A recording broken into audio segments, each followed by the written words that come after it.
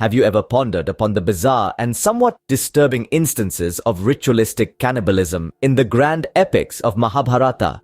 One such event involves Sahadevan, one of the Pandava brothers, and his father, the sage Vyasa. But did Sahadevan really consume his father's flesh to gain his knowledge?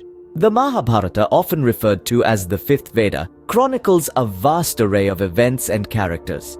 It begins with the story of King Shantanu, who falls in love with the celestial river goddess Ganga. Their son, Devavrata, later known as Bhishma, takes a vow of celibacy, setting the stage for a complex dynastic struggle.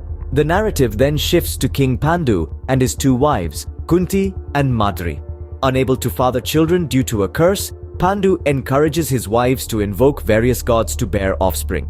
The result is the birth of the 5 Pandava brothers, including Sahadevan, born to Madri by the twin gods Ashwini Kumaras. Sahadevan, also known as Sahadeva, is known for his deep wisdom, astrological prowess, and humility. However, the incident that we're discussing today is a lesser-known part of his story, an event that is said to have given him unparalleled wisdom. Sahadevan's father, the sage Vyasa, had a vast reservoir of knowledge, including the events of the past, present, and future.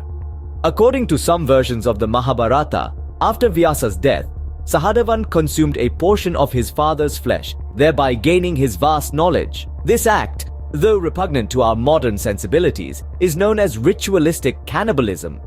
Ritualistic cannibalism, consuming the body or parts of it after a person's death, has been practiced in various cultures worldwide, often with the belief that the eater would gain the deceased's qualities or skills. In Sahadevan's case, it was the desire to acquire his father's wisdom. However, it's essential to consider the metaphorical interpretations of such events. The act of consuming Vyasa's flesh could symbolize Sahadevan's deep study and assimilation of his father's teachings rather than literal cannibalism. To summarize, the Mahabharata is a vast epic filled with complex characters and events.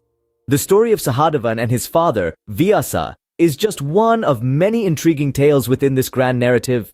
While some versions suggest that Sahadevan engaged in ritualistic cannibalism to gain his father's wisdom, it might be more accurate to interpret this as a metaphor for Sahadevan's deep study and understanding of his father's teachings. Whether literal or metaphorical, these instances of ritualistic cannibalism in our ancient texts invite us to question and explore the complex tapestry of human behavior and cultural practices. They remind us that wisdom often comes at a price, and the pursuit of knowledge can sometimes lead us down paths that are both challenging and unconventional.